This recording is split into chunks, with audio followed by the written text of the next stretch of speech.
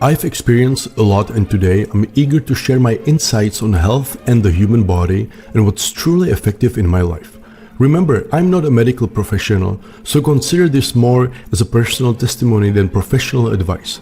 In this video's comments, you'll find links to publicly accessible resources that complement my perspective. This is the second segment titled Health, and it's the second most crucial part of Entrypoint Academia. In this segment, I'll shed new light on human health, aiming to help you address your weight, immunity, energy, and diseases like cancer, diabetes, and various brain conditions like Alzheimer's, Parkinson's, different kinds of epilepsy or stroke, once and for all. Welcome to the second segment of Entrypoint Academia series, entitled Health. This chapter comes right after our exploration of psychology, where we delved into the intricate operating system that governs our minds. In this segment, we turn our focus to health, which can be linked to the vital hardware of our very being. Without a well-functioning physical system, our mental and psychological capacities cannot operate to their fullest potential.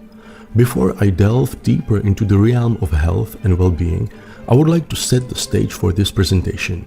Ideally, I could have invested more time and effort into making this presentation visually stunning and richly detailed. However, due to constraints in time and energy, my primary goal here is to impart critical and foundational information to you. Much like when one is offered a life-sustaining elixir, the vessel from which it is consumed becomes inconsequential. The content and essence are what truly matter. Let me begin by taking you through my journey, particularly focusing on the last few years, which have been transformational. But to understand this transformation, it's essential to look back at the first 43 years of my life, a period characterized by conventional eating habits and an examined approach to health and wellness. Every day, my routine included breakfast, sometimes early, other times late. The size and type of this first meal varied greatly, from large and hearty to small and light, from savory to occasionally sweet. Lunch was a regular affair, often featuring soup, the backbone of the meal, as they say in the Czech Republic.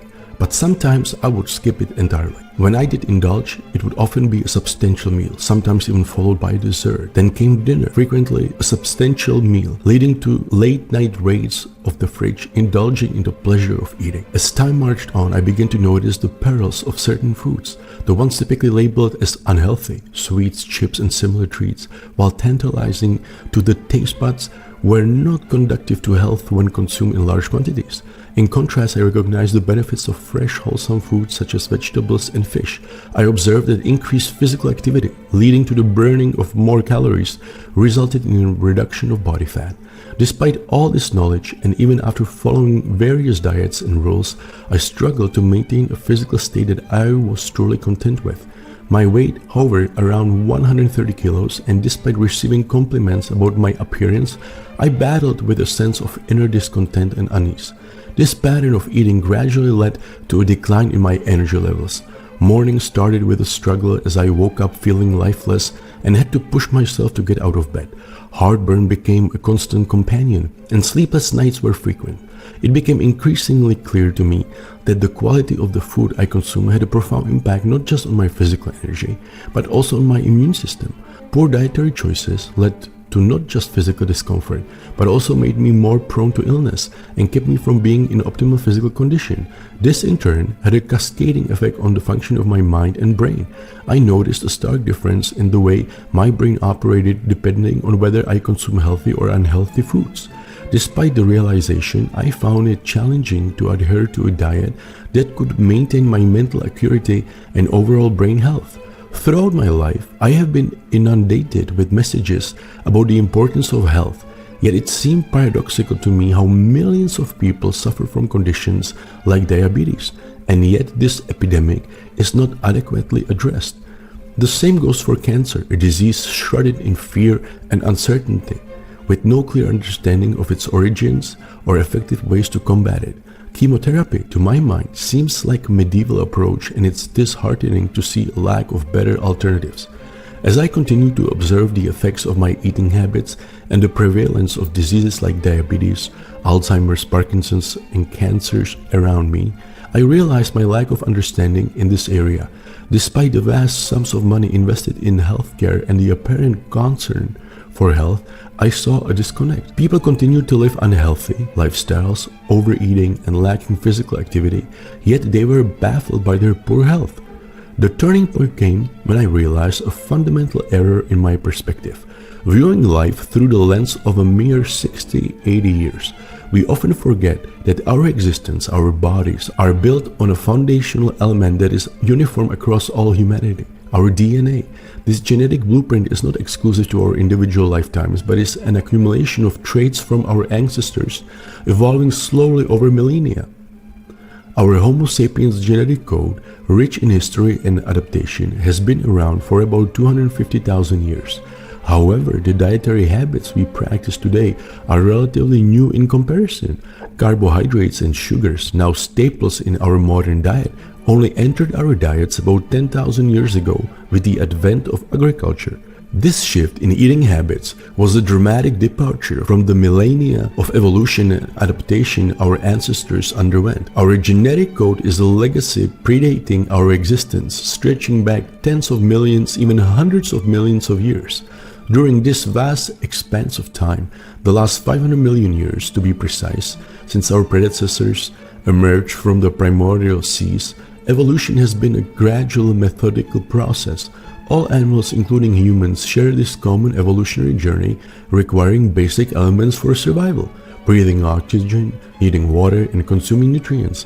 Our dietary needs are deeply rooted in the evolutionary history. We are designed to consume a variety of foods, primarily green vegetables, meat, and eggs. These were the foods readily available to our hunter-gatherer ancestors. Modern science and historical evidence suggest that the primary cause of death for our species in the distant past was not disease or war, but starvation. This harsh reality reveals that our genetic code is optimized for survival in environments where food is scarce and obtained irregularly. Such conditions required our ancestors to be adaptable, resilient, and resourceful in their quest for nourishment. I often visualize this by imagining the lifestyle and diet of a mammoth hunter. Such a figure living thousands of years ago would have had a very different relationship with food compared to us. They would have eaten what they could hunt or gather, which naturally limited their diet to what was seasonally and geographically available. This way of life, dictated by the natural world, contrasts starkly with our modern world where food is abundant and easily accessible. As I delve into the dietary habits of these ancient mammoth hunters, I begin to understand the profound impact of such diet would have on their physical health, their energy levels, and even their mental well-being. In a similar vein, I scrutinize the current dietary trends through the eyes of our DNA, trying to reconcile the ancient genetic wisdom with contemporary eating habits. In the following passages, I will delve deeper into what I have discovered. This journey of exploration and understanding has not only been about uncovering historical dietary patterns, but also about learning how to align our modern lifestyle with the wisdom encoded in our DNA. The quest to find balance and harmony between our ancestral heritage and the realities of our current world. The insights I've gained are not just academic musings, but practical tools that can help us navigate the complex world of health and nutrition. I decided to approach the entire matter of nutrition through Entrypoint glasses, to look at everything with a clear, unbiased mind, free from any prejudices. Additionally, for simplicity, I viewed each aspect through the lens of prehistoric mammoth hunter. The first area I focused on was life energy. Observing the human body, it's evident it's composed of a vast number of individual cells living in symbiosis. Each cell requires a source of energy, and for every human cell, this energy source is in the mitochondrial organelle. Long ago, mitochondria were independent bacteria that entered our cells and began a symbiotic relationship. Thus, mitochondria generate energy for the entire cell, and in return, the cell nurtures these mitochondria. From an evolutionary perspective, it's fascinating not only that the symbiosis occurred after the Earth had 3 billion years of single-cell life, but also that it became integrated into our DNA, leading to the formation of cells with mitochondria and their energy production. Inside, the mitochondrion has two parts that create a vacuum, functioning like an engine similar to a watermill. As hydrogen atoms flow from one area to another, they rotate a piston, and this spinning engine subsequently generates ATP molecules. ATP can be viewed as the fundamental unit of energy used by every cell in our body. To produce ATP, the body needs glucose or ketones. Without them, the rotor won't spin and the cell cannot generate ATP energy. It's intriguing to note that the amount of energy one has in ketosis compared to conventional eating. This brings us to my simplified perspective on health and nutrition, seen through the eyes of a prehistoric mammoth hunter. This hunter would have frequently found himself in situations where he caught nothing, either due to his own lack of skill or changes in wildlife migration. Such a person, dependent on hunting, needs to be continuously prepared to hunt whenever the opportunity arises, regardless of whether he has eaten in a week or a month. I personally experimented with this theory, refraining from sports for 6 months, then fasting for 60 days, drinking only water. Just 4 days after resuming eating, I ran my usual 7 kilometers and 250-meter road in about 42 minutes, a better time than when I was running daily. Another fascinating aspect is that during a state of fasting, which I term superketosis, the body requires significantly less sleep. Fasting has led me to a completely different relationship with both food and sleep. Whenever I lie down, I fall asleep immediately, regardless of when I go to sleep between 9 p.m. and 2 a.m. I always wake up at 5 a.m. feeling refreshed. Sometimes I try staying up all night, or I might sleep for just 2 hours from 9 p.m. to 11 p.m. and then not to go to bed until midnight the next day, gaining an extra 4 hours daily, which totals 28 hours per week and 112 hours per month, is equivalent to having an additional 14 work days each month. Imagine living like this all year. It's like having an extra half year annually. This means more rest, more skills, more languages to learn. During these extended periods of superketosis, I experience intense feelings of happiness and notably enhanced brain function, often described as being in the flow or in the zone. This state reminded me of my competitive swimming days when I swam best with an empty mind, merely observing my body swim. I experienced this same state during fasting, feeling as if I was doing nothing while observing myself go to work, perform various tasks, attend meetings, and solve problems. This flow state is characterized by a feeling of effortless action while being objectively more efficient and productive than with normal eating. Additionally, I experienced bursts of happiness and joy.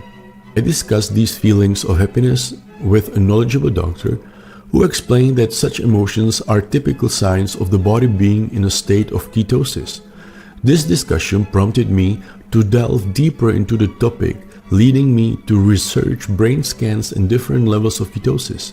I was astonished to discover how during a glucose-based diet, the brain does not receive nutrients evenly across all areas, potentially leading to the development of various neurological conditions in the long term. It was a revelation that aligned with my perception of how my brain functioned differently during these periods of superketosis. It reminded me of solving complex chess problems, where I had to study the board from various angles, taking time to find the right move. Similarly, I felt that my brain in superketosis was capable of processing more information, aiding in better decision-making by having a deeper understanding of situations. Throughout my fasting experiences, I've consistently observed and shared that my brain seems to function in a markedly different way. When I say differently, it's challenging to articulate precisely what that means because it's about more than just having enhanced perceptions or seeing more. It's about a distinct change in how the brain processes and interacts with information. To illustrate this unique functioning, I devised an experiment that vividly demonstrates the altered state of brain activity during fasting. In this experiment, I chose a specific musical motif as my focus. I played and interpreted this motif on the piano both while in my regular, nourished state and during periods of fasting. The critical aspect of this experiment is not merely to judge the musical pieces based on their aesthetic qualities, like which one sounds more pleasing. Instead, the goal is to perceive them in a way that reveals how the brain's operation shifts during fasting. It's about sensing how fasting enables the brain to extract and process a greater depth and breadth of information from its surroundings compared to when it's operating under normal eating conditions. Additionally, I engaged in another experiment involving online chess playing during my fasting periods. This experiment yielded somewhat ambiguous results, but it was still a fascinating exploration into how my cognitive functions, particularly strategic thinking and problem solving, were influenced by fasting. Playing chess, a game demanding intense concentration and foresight under different psychological states, provided unique insights into the nuances of how fasting impacts mental agility and decision-making process. Physical energy and mental well-being, I've come to realize, are closely intertwined with the immune system. I've adopted a simplified view of immunity that has served me well. Imagine that blood is composed of red and white blood cells along with antibodies. The red blood cells distribute nutrients like glucose, ketones, oxygen, and vitamins throughout the body. Meanwhile, white blood cells act like vigilant police, constantly on the lookout for anything amiss, while antibodies work to neutralize various viruses and bacteria. What I hadn't fully grasped before was the body's perception of sugar as a toxin. This revelation was quite a shock. Despite their high calorie content and the quick energy they provide, the consumption of sugars and carbohydrates leads to a long-term hypersensitivity of the immune system. This might initially seem advantageous, but it's actually problematic. With an overly sensitive immune system, the body reacts excessively to minor issues, leaving few resources to combat truly dangerous threats. During ketosis, especially during the heightened state of fasting induced superketosis, the body experiences what I call superimmunity. This is a state where the body is better equipped to handle various chronic issues. This enhanced immunity is something I have personally experienced during my fasting period. These observations led to a series of smaller discoveries. For instance, through the lens of Entrypoint, which is akin to adopting the perspective of prehistoric mammoth hunter, I found a simpler method for those interested in fasting.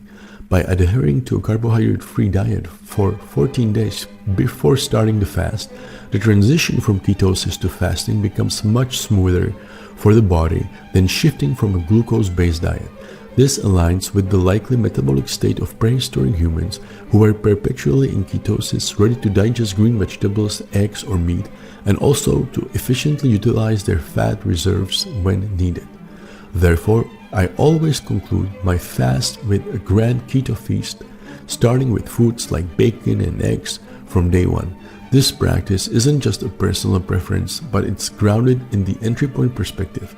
It's logical to assume that if a prehistoric hunter like George finally caught a mammoth, he would consume it immediately without delay or reservation.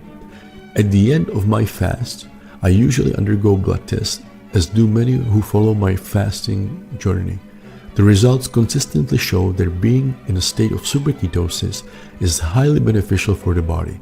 People often share their excitement with me, saying that their doctors were amazed by the results, likening them to those of a young, healthy individual. My curiosity about how this Entrypoint perspective, viewing through the eyes of prehistoric human, would interpret diabetes. The prevalence of diabetes in today's world is staggeringly high, dwarfing many other health issues, including those of significance as COVID.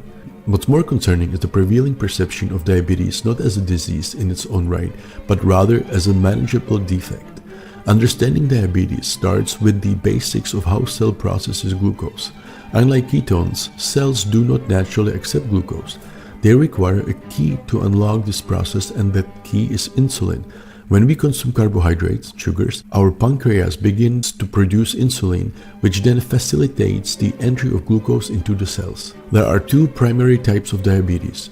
The first type occurs when the pancreas becomes so overwhelmed that it ceases insulin production, necessitating the administration of external insulin. The second type arises when cells are so inundated with glucose that they start ignoring insulin and fail to absorb more glucose. This condition is typically managed with medication designed to make the cells responsive to insulin again.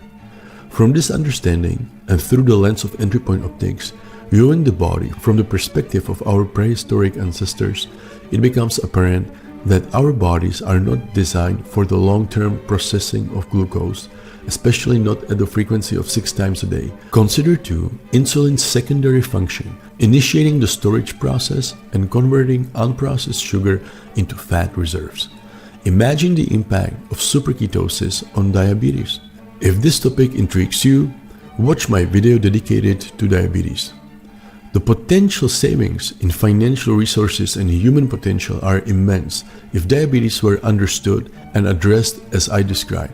Compelled by this perspective, I explored the relationship between a prehistoric human, one brimming with energy, a fully functioning brain, robust immunity, how this ancient human perspective, one attuned to a lifestyle of superketosis and natural dietary habits, contrasts with our modern day struggles with cancer. Cancer, in my view, has always represented the ultimate evil, a force against which we all seem powerless. It strikes unpredictably, with treatments varying in effectiveness from person to person. There exists a sort of mystique around cancer, a taboo against discussing certain aspects of it and its impact on our loved ones. Motivated by a need to demystify this dreaded disease, I embarked on a journey to understand cancer more deeply. The insights I uncovered were both surprising and enlightening. It took me 45 years to come across this information, but what I discovered fundamentally changed my perception of cancer. Cancer cell is just a normal, healthy human cell that makes a solitary decision. The reasons for this decision and the cell's location in the body are immaterial. The cell chooses to abandon its collaborative role within the body's system and begins to exist solely for itself. The triggers for this cellular rebellion are diverse, ranging from lifestyle factors to genetic predispositions. Regardless of the cause, the cell transitions from being a part of a cooperative network to a lone entity. A significant aspect of this transformation is the cell's shift in dietary preference. It relies solely on glucose for sustenance. The realization was an epiphany. During my state of superketosis, my body had no glucose, and I learned that unlike cancer cells, healthy cells can metabolize ketones.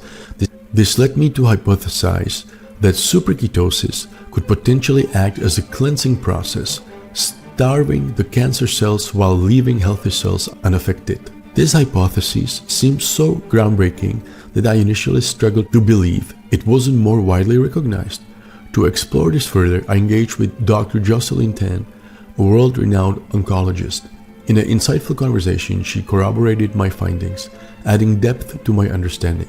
I subsequently shared these revelations in a dedicated video focusing on the role of superketosis in combating cancer cells and exploring the broader implications through the lens of Entrypoint optics. My findings were further validated in Lex Fridman podcast with Mike Levin.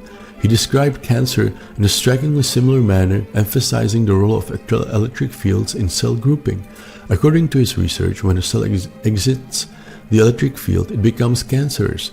Remarkably, Levin's experiments demonstrated the potential to reverse this process, transforming tumors back into healthy tissue by reintroducing them into a collective electric field. These insights converge on a singular conclusion.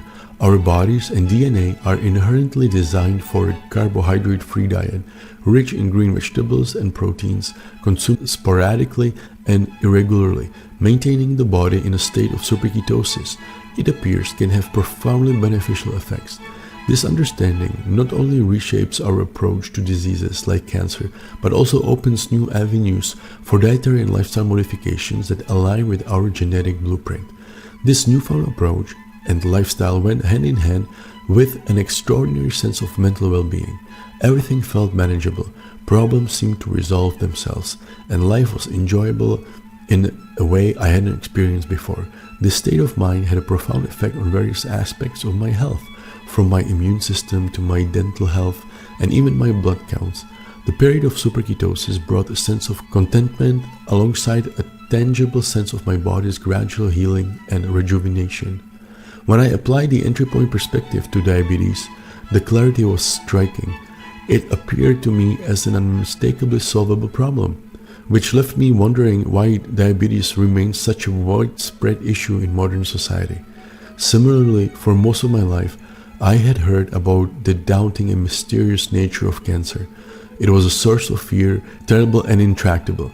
The shift in perspective through Entrypoint, adopting the mindset of a prehistoric human, allowed me to explore and discover numerous insights on my own. It was a revelation to later find that these insights about cancer had been recognized and acknowledged by the scientific community a few years after my own realization. The fatigue that used to be a part of my life was gone. My fear of cancer has dissipated.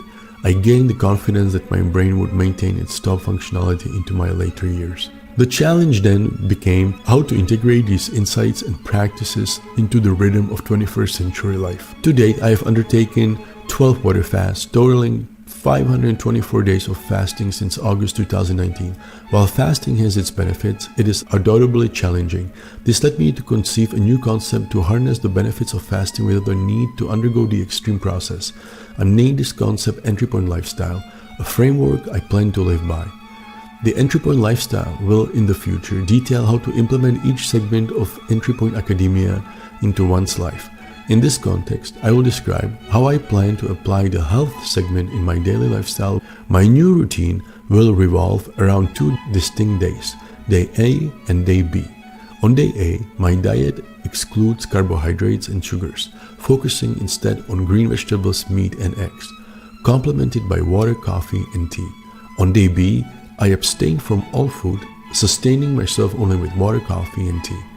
This alternating pattern allows flexibility and control over my eating schedule.